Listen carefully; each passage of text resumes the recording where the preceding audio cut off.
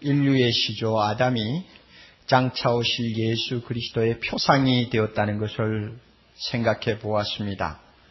아담이 전 인류의 머리요 대표가 된 것처럼 예수 그리스도는 믿음으로 구원을 받은 하나님의 백성의 머리요 대표가 된다는 것입니다. 따라서 불순종한 아담 안에서 우리는 함께 죄인이 되었고 함께 죽었던 것처럼 온전한 순종을 하신 예수 그리스도 안에서 우리는 의인이 되었고 또 영생을 얻는 사람이 되었다는 영광스러운 복음을 우리가 함께 생각해 보았습니다. 아담과 예수 그리스도의 관계를 1대1이라고 하는 대칭 관계에서만 이해를 하고 끝나면 안 됩니다. 예수 그리스도와 아담을 평행선상에 놓고 보는 것으로서 우리가 만족할 수가 없습니다. 왜냐하면 오늘 우리가 또 한 번 읽은 이 본문에서 예수님에게는 아담에게서는 볼 수 없는 그 이상의 것이 있다는 사실을 발견할 수 있기 때문입니다. 15절을 우리가 주목해서 봅니다. 그러나 이 은사는 그 범죄와 같지 아니하니, 이 같지 아니하다 하는 말씀을 주의하십시오. 아담의 범죄하고 예수 그리스도의 순종하고는 질적으로 같을 수가 없다는 이야기입니다. 또 16절을 보십시오. 이 선물은 범죄한 한 사람으로 말미암은 것과 같지 아니하니, 똑같지 않다고 말씀합니다. 우리가 먼저 이 두 구절을 놓고 볼 때 이 은사는, 이 선물은 하고 나오는 말씀에 먼저 주의를 할 필요가 있습니다. 12절부터 21절 사이에 은혜, 은사, 선물이라고 하는 용어가 10번이나 거듭 사용되고 있습니다. 이 본문에서는 이 세 용어를 동일한 의미로 보아도 크게 틀리지를 않습니다. 은혜와 은사는 카리스라고 하는 같은 어근을 가진 말입니다. 성경 어떤 본문에서는 꼭 구별을 해야 되는 경우도 있습니다. 그렇지만은 로마서 5장에서는 이 본문에서 은혜와 은사는 같은 뜻으로 보셔도 됩니다. 그것이 뭡니까? 연약하고 경건치 아니하고 죄인이고 원수되었던, 다시 말하면 받을 자격이 없는 우리를 향해서 하나님이 베푸시는 호의요 사랑을 우리는 은혜라고 말합니다. 그리고 은사라고도 여기서는 말하고 있습니다. 선물은 이 은혜의 구체적인 내용을 지시하는 것으로 보아야 합니다. 우리가 고마운 분에게 선물 꾸러미를 사들고 갑니다. 그러면 그 선물 꾸러미나 그 안에 든 과일이나 다른 것 아니죠. 똑같죠. 하나님의 은혜나 그 안에 든 선물이나 같은 것입니다. 이런 의미에서 은혜, 은사, 선물 다 동일한 말입니다. 본문에서 이 선물, 이 은혜 할 땐 무엇을 가리키는 것이냐? 이것은 이미 우리가 같이 검토한 로마서 3장 24절 이하에 있는 복음, 또 로마서 5장 1절 이하에 나오는 복음을 가리킵니다. 요약을 하면은 우리가 하나님 앞에 믿음으로 의롭다함을 받은 것을 가리키고 그것으로 인해서 영원히 사는 생명 얻은 것을 가리킵니다. 의롭다함을 받고 영생 얻은 것, 이것을 가리켜서 이 선물, 이 은사라고 말을 합니다. 그렇다면 같지 않다 하는 것이 구체적으로 어떤 것을 의미하는 것일까? 이 같지 않다.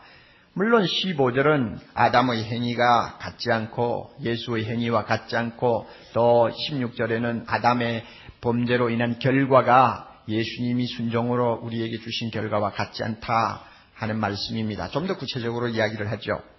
무엇보다도 아담과 예수 그리스도는 같을 수가 없다는 점을 여기서 분명히 합니다. 예수 그리스도는 하나님이시요 또 누구십니까? 사람입니다. 아담은 하나님의 손에서 흙으로 빚어진 피조물입니다. 예수 그리스도는 죄가 전혀 없습니다. 물론 아담도 창조를 받았던 초창기에는 죄가 없었습니다. 그렇지만 아담은 유혹에 넘어갈 수 있는 연약성을 그 몸에 지니고 있었습니다. 그래서 죄를 지었죠. 마귀의 시험을 받기는 예수님도 받았고 아담도 받았지만 아담은 굴복했고 예수 그리스도는 물리쳤습니다. 이런 점에서 예수 그리스도하고 아담하고는 비교가 되지를 않습니다. 같지 않아요. 그리고 아담의 행위와 예수 그리스도의 행위도 질적으로 같은 것이 아닙니다. 아담의 행위는 불순종으로서 우리를 죽이는 것이었다면 반면에 예수 그리스도의 행위는 순종함으로써 우리를 살리는 것입니다. 어찌 죽이는 것하고 또 살리는 것이 동일하게 취급될 수가 있겠습니까? 그리고 결과도 너무나 다릅니다. 아담은 우리를 죄인되게 만들었지만 예수님은 우리를 의인되게 만들었습니다. 이렇게 놓고 볼 때 아담이 우리에게 가져다 준 것은 저주라는 말 한마디로 다 표현할 수 있고 예수 그리스도가 우리에게 가져다 준 것은 은혜라는 말로 표현을 할 수가 있습니다. 본문에서 은혜라는 말이 은사, 선물이라는 말이 계속 나오는 이유가 바로 여기에 있습니다. 그렇다면 예수 그리스도가 가져다 준 하나님의 은혜는 우리를 만족스럽게 하는 특징을 갖고 있다는 사실을 우리는 벌써 깨달을 수가 있습니다. 다르다니까 분명히 다른 어떤 특징이 두드러지게 나타날 것이 틀림없지 않습니까? 그 사실을 본문을 통해서 다시 한번 검토해 보죠. 15절 또 한번 봅니다. 중간에서 15절 중간에 더욱 하나님의 은혜와 또는 한 사람 예수 그리스도의 은혜로 말미암은 선물이 많은 사람에게 넘쳤으리라. 더욱 넘친다. 뭐가 넘칩니까? 은혜가 넘친다. 선물이 넘친다. 그랬습니다. 넘쳤으리라. 이 본문은 원래 얼마나 넘치는가 하는 감탄사가 들어있는 감탄문입니다. 그런데 우리나라 번역에는 이렇게 되어 있어요. 더욱 은혜가 넘친다. 그 다음에 17절에 가서 한 사람의 범죄를 인하여 사망이 그 한 사람으로 말미암아 왕노릇하였은즉 그 다음에 보세요. 더욱 은혜와 의의 선물을 넘치게 받는 자들이 한 분 예수 그리스도로 말미암아 생명 안에서 왕노릇하리로다. 여기에서도 은혜와 의의 선물이 더욱 넘친다 하는 내용이 나옵니다. 그리고 20절 갑니다. 율법이 가입한 것은 범죄를 더하게 하려 함이라. 그러나 죄가 더한 곳에 은혜가 더욱 넘쳤다. 따라서 하나님의 은혜의 특징이 무엇이냐? 더욱 넘치는 데 있다는 것입니다. 이 더욱 넘친다는 말은 요즘 영어 말로 슈퍼라고 하는 말이 들어있는 용어입니다. 최상급을 가리킵니다. 남아 도는 것을 말합니다. 측량할 수 없도록 풍성하다는 것을 의미합니다.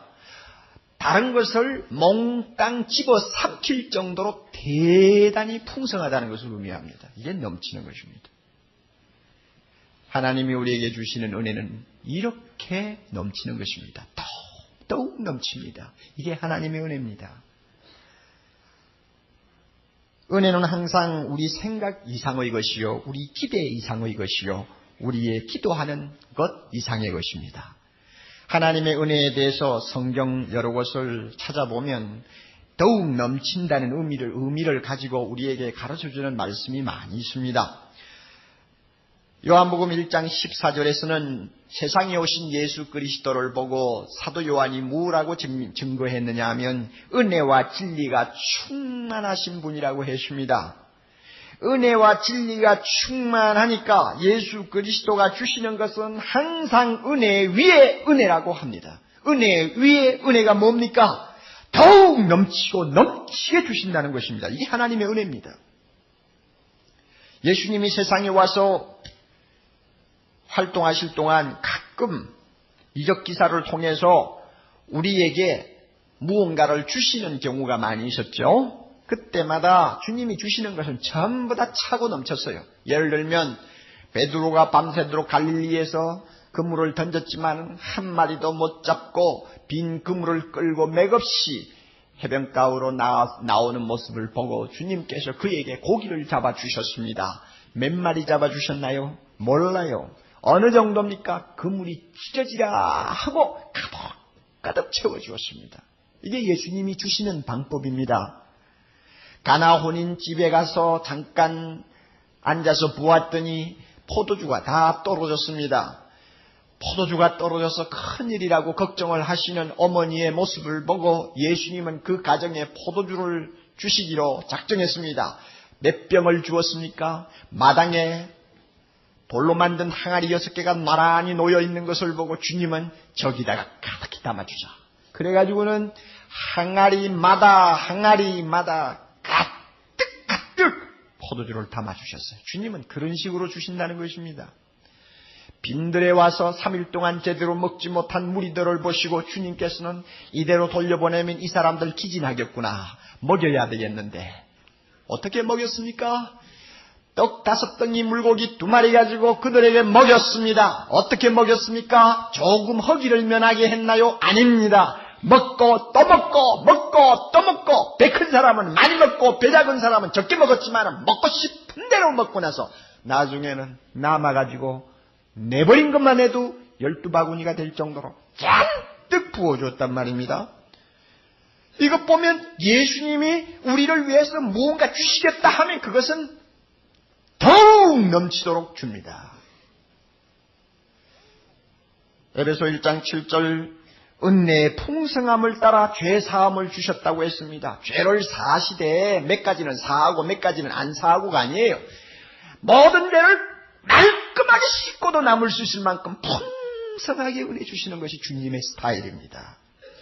에베소 2장 7절에도 똑같은 말씀 나옵니다. 에베소 3장 20절에는 더 생생하게 이 사실을 기록합니다. 우리의 온갖 구하는 것이나 생각하는 것에 넘치도록 하시는 하나님, 넘치도록 부어주시는 하나님, 그렇게 나와요. 은혜는 이렇게 대단합니다. 하나님은 주신다 하면 이렇게 주십니다. 믿습니까? 이거 믿어야 돼요. 이거 믿어야 돼요. 어떤 경우에 은혜가 넘치는가? 본문을 중심으로 해서 2가지를 말씀드리려고 합니다. 구체적으로 2가지 말씀드리죠. 첫째로 사망이 왕노릇하는 데서 은혜는 더욱 넘칩니다. 17절을 중심으로 우리는 이 사실을 확인해야 되겠습니다. 17절을 다시 제가 읽습니다.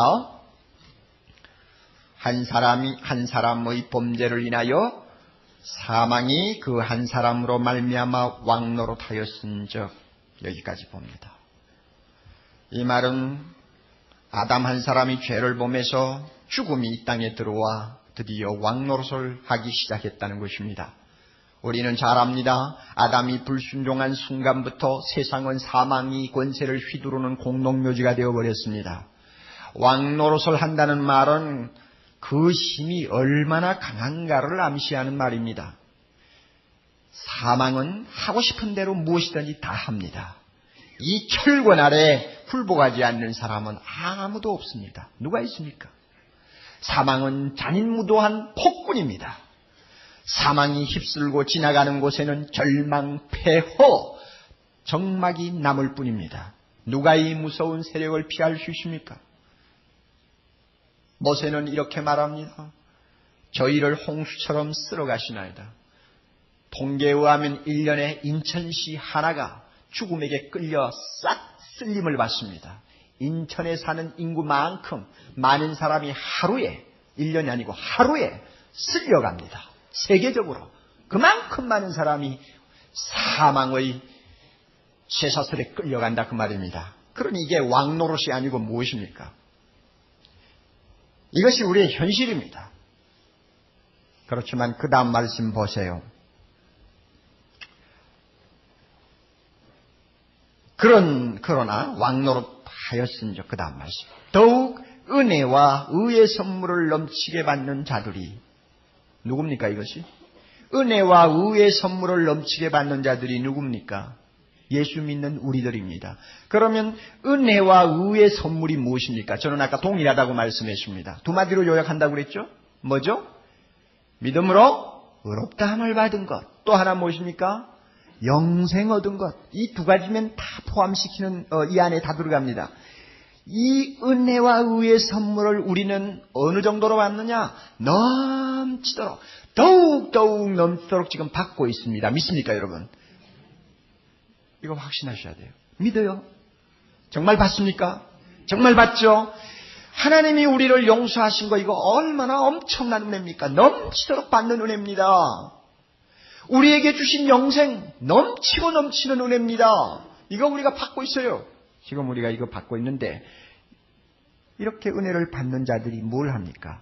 한 분 예수 그리스도로 말미암아 생명 안에서 다 같이 왕노릇하리로다. 다시 한번 생명 안에서 왕노릇하리로다. 이 왕노릇하리로다. 이것은 우리가 하나님 앞에 의롭다함을 받고 영생을 얻은 결과를 이야기합니다. 그러므로 여기에서는 미래동사를 씁니다. 왕노릇할 것이다 하는 말입니다. 언제? 앞으로 때가 있어요. 생명 안에서 왕노릇하는 때가 옵니다.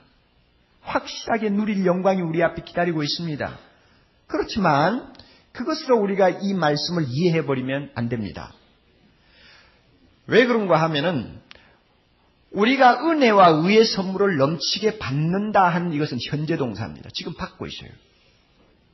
지금 은혜와 의의 선물을 넘치게 받아서 우리는 의롭다함을 얻었습니다. 영생을 얻었습니다. 이거 현재 사실이에요.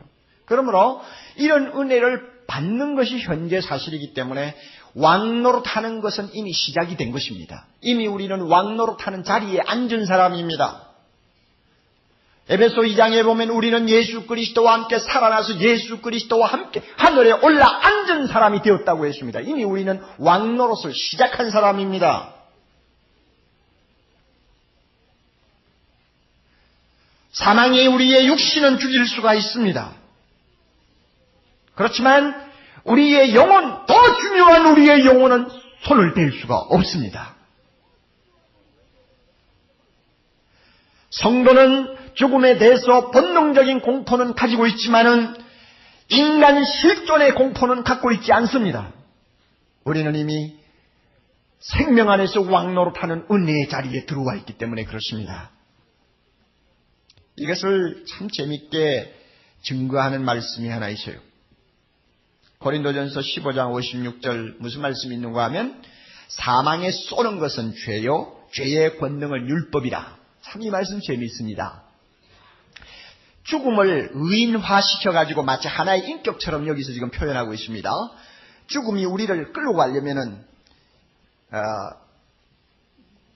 이 군사 용어로 말하면 총을 쏘더니 뭘 쏘아서 죽여야 끌고 갈 수 있지 않습니까? 그래서 사망에 쏘는 것은 죄요. 사망이 화살을 갖고 있습니다. 무엇을 쏘느냐?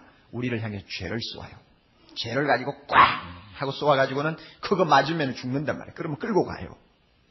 그런데 예수 믿는 우리를 향해서는 사망이 이 죄의 화살을 쏘고 싶어도 쏠 수가 없게 되어 있습니다. 왜? 화살이 없어요. 죄의 화살이 없어요. 왜 그렇습니까? 대답하십시오. 우리는 하나님 앞에서 의롭다함을 받았기 때문에 하나님이 우리 죄를 싹 쓸어버렸거든. 완전히 깨끗이 닦아버리고 맑게 씻어버리고 덮어버렸으니까 사탄이 우리를 죽이기 위해서 죄의 화살이 있나 없나 하고 두리번 찾아도 짚고 쏠 만한 화살이 없어요. 여러분 믿습니까? 지금 처지가 그렇게 되어 있습니다. 쏘고 싶어도 화살이 있어야 쏘지. 그리고 죄의 권능은 율법이라고 했습니다. 이 죄의 화살을 쏘려면 뒤에 시위가 있어야 됩니다. 탄탄하게 땡겨주고 튕기는 시위가 있어야 되는데 이것이 뭐냐면 율법이란 말이에요. 그런데 이 시위가 끊어져 버렸어요. 서로 화살이 있다고 해서 쏘고 싶어도 땡겨져야 쏘지. 그러니까 맥없이 화살은 떨어지고 맙니다. 쏠 수가 없게 됐어요. 지금 사망이 우리를 향해서는 이런 처지에 있습니다. 활만 화려하게 들고 활개를 치지 실상은 우리를 향해서 살 하나도 쏘지 못하는 입장이 되어 있습니다. 하나님이 죄 다 용서해버렸죠. 율법은 어떻게 됐나요? 예수님이 율법에 완전히 순종함으로 우리는 율법에서 어떻게 됐습니까? 자유함을 얻게 됐습니다. 그러니 사망이 들고 나와서 우리를 죽이려야 죽일 수가 없게 되어 있습니다. 벌써 우리는 생명 안에서 왕노릇하는 사람들입니다. 믿습니까 여러분? 이 사실은 구약시대부터 재미있게 가끔 증거가 되고 있습니다. 구약시대에 아담으로부터 시작해서 사망이 끌고 가지 아니한 사람 어디 있습니까? 그런데 에녹이라는 사람도 분명히 사망이 무덤에다 쳐넣을 줄 알았습니다. 어느 날 보니까 쳐놓으려고 보니까 없어요. 어디 갔나요? 하나님이 승천시켜버렸단 말이에요. 엘리야도 분명히 사망이 끌고 가서 무덤에 장사 지내리라고 그는 예상하고 있었고 당연한 걸로 생각했습니다. 그러나 엘리야를 끌고 가려고 하니까 없어졌어. 하늘에서 불병거와 불말이 와가지고 사망이 보는 자리에서 엘리야를 승천시켰습니다. 사망은 무슨 꼴이 되었습니까? 닭 쫓은 개가 되어버렸습니다. 야, 이럴 수도 있구나. 벌써 굉장히 쇼크를 먹었을 거예요. 그런데 십자가에 못 박혀 죽으시고 3일 만에 예수 그리스도가 부활하시자 사망은 드디어 허리가 꺾였습니다. 그 기세 좋게 왕노릇하던 사망이 허리가 꺾였어요. 얼마 안 가면 그 사망의 비참한 종말이 찾아옵니다. 요한계시록 20장 13절에 분명히 말씀했습니다. 거기에 보면 뭐라고 했느냐? 마지막이 되면 사망은 그동안 수천 년, 수만 년 동안 마음대로 먹었던 것 전부 다시 토해놓는다고 했습니다. 왜 토해놓습니까? 마지막 예수 그리스도가 재림하시는 때가 되면 사망과 음부도 그 가운데서 죽은 자들을 내어준다고 했으니까 모든 사람이 부활하지 않습니까? 그러니까 사망은 먹었던 거 다시 토하는 꼴이 되어버렸습니다. 얼마나 사망에게는 망신입니까? 그뿐 아니에요. 요한계시록 20장 14절 드디어 사망과 음부도 불못에 던지우는 종말이 옵니다. 그때 우리는 어떻게 됩니까? 고린도전서 15장 54절 이 썩을 몸이 불갑을 썩지 아니할 것을 입겼고 이 죽을 것이 죽지 아니할 몸을 입습니다. 할렐루야. 그것만 생각하면 얼마나 좋은지. 그리고 57절에는 우리 주 예수 그리스도로 말미암아 우리에게 이김을 주시는 하나님께 감사한다. 무엇을 이겼다는 말입니까? 사망을 이겨. 사망을 이겨. 이 이김에 사망이 삼키운다고 말씀했습니다. 고래가 와서 요나를 삼키듯이 생명 안에서 왕노릇하는 우리가 주님이 주신 그 생명으로 사망을 삼켜버려. 그래서 우리는 궁극에 가서는 승리자가 되는 것입니다. 승리자가 되는 것입니다. 완전히 이기는 거예요. 이것이 우리가 생명 안에서 왕노릇한다는 것을 의미합니다. 그러나 생명 안에서 왕노릇한다는 것이 사망의 죽음만을 의미하는 것으로 여러분이 이해하면 안 됩니다. 그 이상의 것이 있습니다. 그것이 뭐냐 하면 예수님의 생명을 영원토록 누린다는 것까지 포함합니다. 예수님이 우리에게 넘치는 은혜를 주사 의롭게 하시고 또 영생을 주신 목적은 우리를 죄짓지 아니한 아담의 원상태로 복귀시키는 것을 의미하지 않습니다. 옛날 아담으로 복락원 하는 것이 아니라 그 말입니다. 복락원 하면 좋기도 좋지요. 그러나 문제가 있어요. 무슨 문제냐? 그때는 또 마귀의 유혹을 받을 가능성이 있고 또 죽을 가능성이 앞에 있는 것입니다. 그러므로 주님께서는 예수 그리스도를 통하여 우리에게 은혜를 주시되 더욱 넘치는 은혜를 주셔서 생명 안에서 왕노릇하게 하시는데 그것은 옛날에 죄짓기 전에 아담으로 돌아가는 거 아니에요. 그 이상 예수 그리스도와 똑같은 생명을 누리면서 다시는 죄가 유혹하지 못하며 다시는 사망이 따라오지 못하는 영원한 나라에서 영생을 누리는 것을 포함하는 것이 생명 안에서 왕노릇하는 것을 가리킵니다. 이거 얼마나 좋습니까? 그러니 이 은혜가 얼마나 더욱 넘칩니까? 얼마나 넘칩니까? 물론 현실을 보면 실감이 안 나는 것도 있습니다. 예수를 잘 믿어도 주님을 위해서 헌신적으로 봉사하는 선교사라도 이상하게 어떤 때는 젊어서 죽는 사람도 있고 사랑하는 남편을 젊어서 잃고 가부가 되는 사람도 있고 어린아이가 죽는 것도 있습니다. 저 양화교인지 어딘지 여러분 우리나라 초창기에 선교사들이 묻혀있는 묘지를 한번 가보세요. 어린애들의 무덤이 참 많습니다. 왜 그런지 압니까? 그 100년 전에 형편없는 문화시설을 가지고 있던 우리나라에 와서 선교활동을 하다 보니 연약한 부인, 연약한 어린애들이 먼저 죽는 거예요. 우리는 그 어린애들의 죽음 위에 교회를 세웠고 그 죽음 위에 어린애들의 희생 위에 한국교회가 자란 것입니다. 그것 보면 아담에게 대해서 이가 갈려요. 이놈의 새끼. 예? 이가 갈려요. 그리고 이 죽음에 대해서 통분함을 금할 수가 없어요. 이 죽음이 얼마나 잔인한지 예수님까지 울렸지 않습니까? 예수님까지 울렸어요. 참 그렇게 보면 아직도 사망이 너무 횡포를 부리는 것 같아서 괴로움이 쉴 날이 없습니다.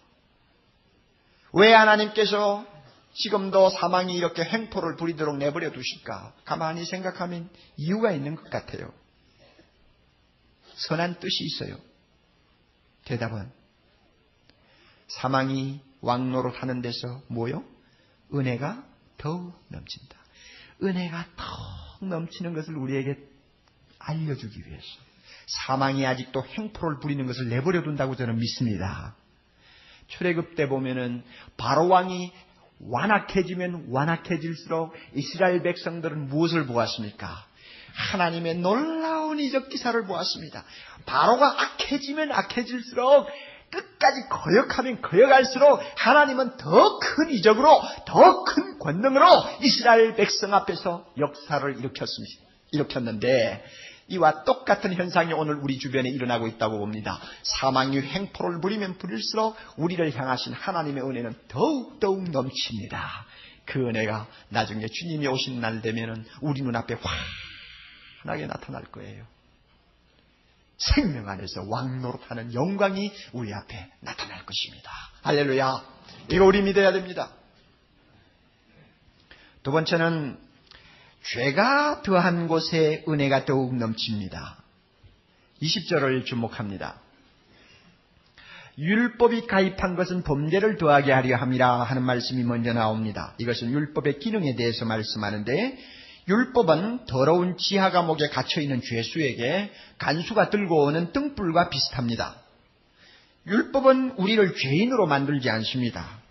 하나님의 완전하고 거룩한 표준이기 때문에 우리의 죄됨, 우리가 얼마나 더러운가를 보여주는 역할을 합니다. 지하 감옥에 있는 죄수는 캄캄한 데 있으니까 자기가 얼마나 더러운 데 앉아있고 자기 몸이 얼마나 더러워졌다는 걸 잘 모릅니다. 그러나 간수가 등불을 들고 와 보면 비로소 자기가 얼마나 더러운 것을 발견합니다.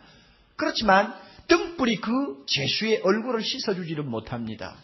더러운 것만 알려줘요. 마찬가지로 율법은 우리의 죄를 씻어주지는 못합니다. 단순히 우리가 얼마나 악하고 더러운 것만 알려줍니다. 그러나 한 가지 중요한 기능이 있어요. 간수의 등불은 죄수로 하여금 내 얼굴 씻어야 되겠다 하는 생각을 일으키고 가능하다면 세면대에 가서 얼굴을 씻게 만듭니다.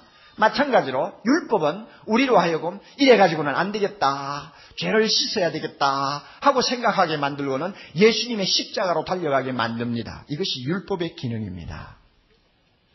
이런 의미에서 보면은 분명히 율법을 많이 깨달은 사람일수록 예수 그리스도 앞에 달려가는 횟수가 많아지고 율법 앞에서 자기가 죄인인 것을 더 뼈저리게 느낀 사람일수록 십자가를 힘차게 끌어안게 됩니다. 그러니까 뭐가 넘칩니까? 은혜가 더욱 넘치게 되어 있는 거예요. 이것을 좀 더 구체적으로 우리 생각을 합시다. 어떻게 구체적으로 생각하느냐면 20절 중간에 그 말씀이 더 멀리 있어요. 그러나 다 같이 한번 읽어봅니다. 죄가 더한 곳에 은혜가 더욱 넘쳤다. 이 죄가 더한 곳에 하는 말은 더하다 하는 말은 많다 하는 뜻입니다. 죄가 많은 곳에 은혜가 더욱 넘쳤다. 더 다른 말로 말하면 죄가 점점 많아지는 곳에 은혜는 더욱 많아진다 하는 의미입니다. 굉장히 재미있는 말씀이고 참 우리에게 은혜가 되는 말씀입니다. 어느 경우에 이것을 우리가 체험할 수 있습니까? 제가 볼 때 몇 가지 경우가 있다고 생각합니다. 우선 먼저 죄의식이 강하게 머리를 쳐들 때마다 체험할 수 있는 은혜라고 봅니다. 예수를 믿으면 예상하지 않았던 어려운 고통이 찾아오는 경우가 있습니다. 예수 믿으면 죄는 완전히 용서받았다고 분명히 믿는데도 이상하게 마음에 죄의식이 강하게 고개를 들 때가 있어요. 성경 말씀을 보면서 옛날에는 죄라고 전혀 생각 안 했던 사소한 문제를 가지고도 죄의식을 가지고 번민할 때가 있습니다. 이것은 좋은 것입니다. 그 이유는 우리가 하나님의 말씀을 더 깊이 알기 때문에 그 지식이 우리에게 주는 하나의 결과입니다. 바울에게도 똑같은 경우가 있었어요. 로마서 7장에 보면은 바울은 예수 믿고 나서도 갈등하고 괴로워하는 모습을 보인 일이 있습니다. 7장 잠깐 넘어갑시다. 7장 23절. 7장 23절 내 지체 속에서 한 다른 법이 내 마음의 법과 싸워 내 지체 속에 있는 죄의 법 아래로 나를 사로잡아 오는 것을 보는도다. 오라 나는 공고한 사람이로다. 이 사망의 몸에서 누가 나를 건져내랴. 예수 믿고 나서도 마음속에 이와 같은 무서운 죄의 갈등이 있을 수 있단 말입니다. 이럴 때에 무엇을 체험할 수 있느냐? 은혜가 더욱 넘치는 것을 체험할 수가 있습니다. 죄가 너무 마음속에 가득한 것 같고 괴로우니까 당연히 예수님을 바라볼 수밖에 없지 않습니까? 그래서 바울도 25절에 뭐라고 합니까? 우리 주 예수 그리스도로 말미암아 하나님께 감사하리로다. 금방 울던 애가 금방 웃는 것 같은 기분입니다. 금방 오라 나는 공고한 사람이로다 하는 사람이 금방 감사하리로다 하고 말합니다. 무엇을 의미하느냐? 마음에 일어나는 육신과 성령의 사람과의 갈등, 죄의식으로 인한 고통, 너무 어떤 때는 괴로움을 우리에게 줍니다마는 이런 때일수록 우리는 우리를 구원하신 주님을 향하게 됩니다. 나를 의롭다 하신 하나님의 은혜를 생각하게 됩니다. 십자가 앞에 가서 무릎을 꿇습니다. 그럴 때마다 하나님께서는 큰 은혜를 우리에게 부어주시는 것입니다. 너 그렇게 번민해도 걱정하지 말라. 내가 이미 너의 모든 죄를 다 덮었느니라. 이렇게 하나님이 우리에게 은혜를 다시 한번 상기시켜 주시니까 바울처럼 우리 주 예수 그리스도에게 감사하리로다 하는 말이 나와버리는 것입니다. 그러므로 사랑하는 형제자매 여러분, 예수 믿고 나서 여러분의 마음속에 어떤 죄의 갈등, 또 성령의 소욕과 육신의 소욕으로 인한 여러 가지 어려운 고통이 따를 때마다 이렇게 분명히 고백하십시오. 이것은 하나님께서 은혜를 더욱 넘치게 주시려고 하는 기회다. 믿습니까? 하나님이 은혜 더 넘치게 주시는 기회다. 그러므로 나는 더 은혜를 받을 수 있는 기회다 하는 것을 여러분이 꼭 고백하시기를 바랍니다.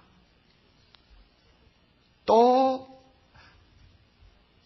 한 경우를 생각할 수 있습니다. 남달리 죄를 많이 지은 자가 체험할 수 있는 은혜입니다. 다시 말하면 부끄러운 과거를 가지고 있는 사람을 가리킵니다. 부끄러운 과거는 문득문득 되살아나는 악몽과 같습니다. 이미 예수 그리스도 앞에 다 용서받았다는 걸 믿으면서도 가끔 불안을 일으키고 고통을 일으킵니다. 내가 나를 생각해도 용서할 수 없는 과거입니다. 아무리 하나님이 다 씻어주셨다고 해도 그것이 내 마음에 차지 않습니다. 그러므로 과거가 특별히 악한 사람들, 어떤 남에게 말할 수 없는 무서운 죄를 숨겨놓고 있는 사람들은 이 고통의 악몽 속에서 시달릴 때가 많아요. 예수 믿고 나서도 그렇습니다. 누가 제일 전형적인 인물인지 압니까? 사도 바울이에요. 사도 바울은 과거에 예수 믿기 전에 스데반까지 죽였지 않습니까? 그래서 디모데전서 1장 13절 이하에 보면 그가 다시 과거를 돌이켜보는 장면이 나옵니다. 부끄러운 과거를 생각하고 고통하는 장면이 나옵니다. 뭐라고 했는지 알아요? 내가 전에는 회방자요 핍박자요 포행자였다. 나는 전에 회방자고 핍박자고 포행자였다. 죄인 중에 괴수가 바로 나 자신이다. 얼마나 괴로움을 당하는 모습입니까? 그럴 때 바울에게 또 놀라운 일이 일어납니다. 그가 뭐라고 하는지 압니까? 우리 주의 은혜가 그리스도 예수 안에 있는 믿음과 사랑과 함께 넘치도록 풍성하였도다. 믿보다 모든 사람이 받을 만한 이 말이요 그리스도 예수께서 죄인을 구원하시려고 세상에 임하셨도다. 자기의 과거를 돌이켜보는 순간에 하나님의 은혜가 더욱 넘치는 것을 체험한 것입니다. 오늘 이 자리에 남에게 말할 수 없는 과거를 여러분이 안고 고통하는 분들 꽤 많을 거예요. 예수를 믿고 용서받은 것을 고백하면서도 그 일로 인해서 자주자주 꿈에서까지 시달리는 사람들이 있을 거예요. 그럴 때 꼭 고백하십시오. 내가 부끄러운 과거 때문에 이렇게 고통당하는 경우가 많은 이유 이것은 내가 죄인이 되기 위해서가 아니고 하나님의 더욱 넘치는 은혜를 받기 위해서다. 믿습니까? 이런 경우일수록 은혜는 더욱 넘친다. 아멘. 하나님이 주시는 축복입니다. 또 하나 우리가 생각할 수 있는 경우가 있습니다. 실제로 우리가 어떤 죄를 할 수 없이 범했을 때에 은혜가 더욱 넘치는 것을 체험할 수 있습니다. 범죄하는 것은 자신을 위해서 불행한 일입니다. 그러나 우리는 가끔 죄를 범합니다. 그러면 주눅이 들지요. 얼마나 고통스럽습니까? 얼마나 괴롭습니까? 얼마나 부끄럽습니까? 답답합니까? 그래서 아주 고통하다가 결국 누구를 찾아갑니까? 예수 그리스도를 찾아갑니다. 죄를 범하기 전에는 기도를 5분이면 끝나던 사람이 죄를 지었기 때문에 기도를 30분을 해도 일어날 줄을 모릅니다. 죄를 범하기 전에는 내가 십자가를 생각하는 해도 그렇게 감격이 없었는데 죄를 짓고 나서 보니까 나를 위해 십자가에 죽으신 주님의 사랑이 너무나 가슴에 와닿습니다. 그래서 성경 말씀을 읽으면서 눈물을 흘립니다. 왜? 죄를 범했기 때문에. 그러니까 결과가 어떻게 됐나요? 죄를 범했기 때문에 뭐가 더욱 넘칩니까? 참 희한한 일이죠.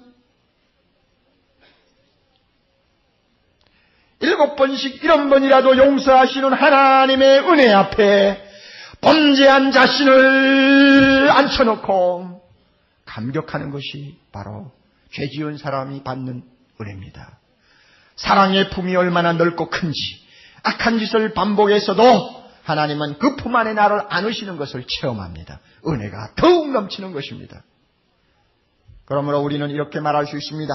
죄의식이 많은 자의 심령일수록 은혜는 더 넘치고 남보다 더 악하다고 생각하는 자일수록 은혜는 더 넘치고 어떻게 하다가 잘못해서 죄를 범하는 일이 생길 때일수록 은혜는 더욱 넘친다.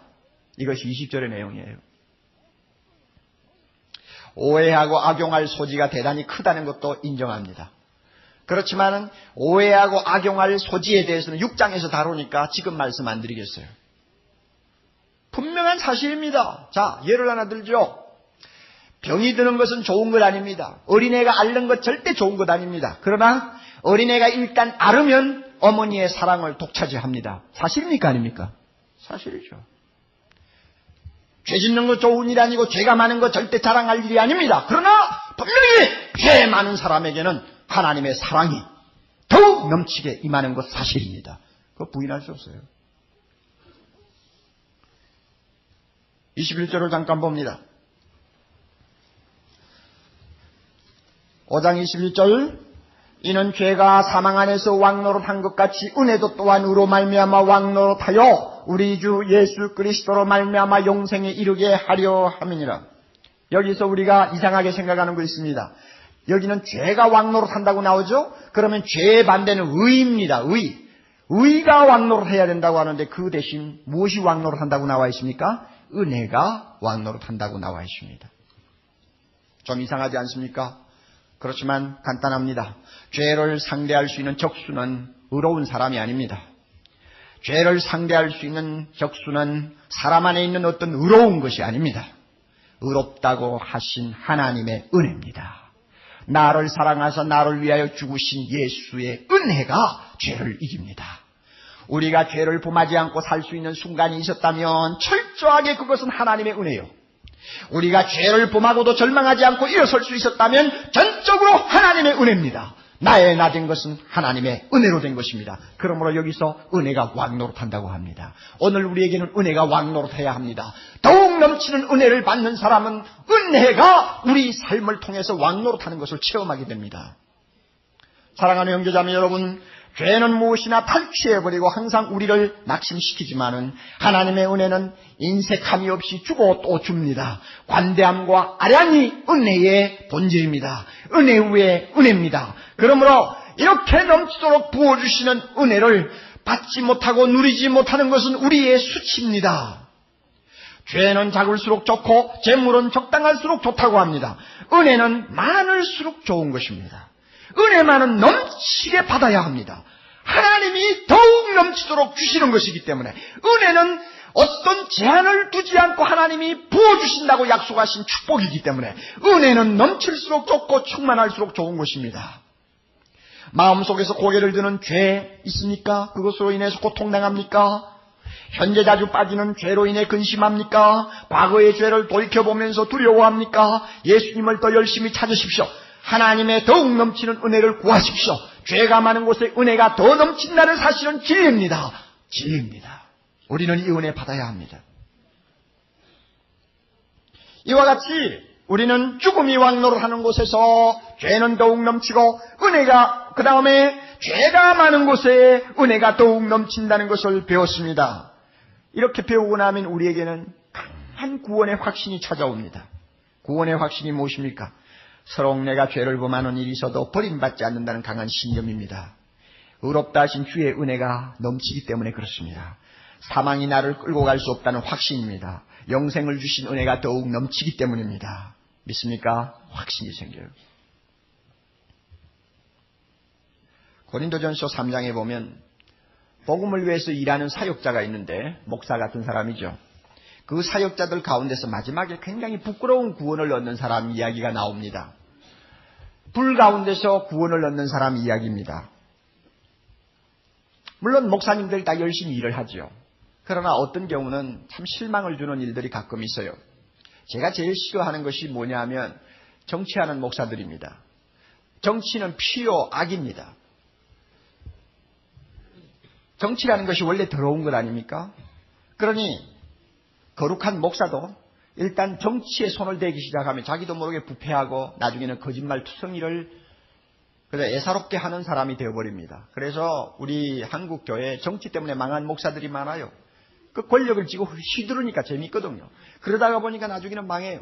교회도 제대로 못하고 나중에는 교회에서 쫓겨나고 어떤 사람은 병들어 일찍 죽고 어떤 사람은 돌아다니면서 마지막에 거지가 되고 어떤 사람은 말년에 가서 남 앞에 잘 나타나지 못할 만큼 부끄러운 사람이 되어버립니다. 자, 우리 그런 목사를 보고 야, 저 사람 정말 구원받았을까 이런 생각을 할 수가 있습니다. 그러나 잘 아세요. 그 사람이 비록 그렇게 행편없는 목사 일을 했다고 할지라도 예수 믿는 것이 틀림이 없다면 우리는 그 사람의 구원에 대해서 의심하면 안 됩니다. 구원을 받되 어떻게 받느냐? 불 가운데서 뛰어나오는 사람처럼 구원받는다고 그랬습니다. 며칠 전에 목욕탕에 불이 나니까 200명 사람들이 막 뛰어나왔는데 어떻게 뛰어나왔습니까? 참 아담과 이브의 모습으로 뛰어나왔단 말이에요. 아담과 이브의 모습으로 뛰어나왔는데 구경하는 사람들이 볼 때는 얼마나 재미있었겠어요. 그러나 본인들에게는 참 수치스러운 이야기죠. 구원을 받아도 그런 식으로 받을 수가 있다는 것입니다. 비록 해놓은 것은 아무것도 없지만 그가 분명히 예수 믿는 목사라고 한다면은 천국 가는 열차, 마지막 열차는 탄단 말이에요. 비록 벌거벗고 탔지만 탄다 그 말이에요. 그래서 구원시킨다. 이건 뭘 의미합니까? 하나님의 은혜가 그렇게 넘친다는 이야기입니다. 그러니 우리가 구원의 확신을 가질 수가 있어요. 사랑하는 형제자매 여러분, 이 넘치는 은혜를 누리며 즐거워하지 못하는 것은 우리의 수치요 일종의 악이라는 것을 잊지 마시기를 바랍니다. 하나님은 우리가 왕자의 삶을 누리도록 만들어 놓았습니다. 그러므로 은혜를 더욱 넘치도록 허락하십니다. 우리는 거지가 되어서는 안 됩니다. 결코 빈궁하게 살아서는 안 됩니다. 비록 재물로는 빈궁할지 모르지만 은혜는 부자가 되어야 합니다. 비록 집은 작은 아파트일지 모르지만 우리의 영혼의 은혜의 집은 왕궁이 되어야 합니다. 하나님이 넘치도록 은혜만은 주시기 때문입니다. 할렐루야.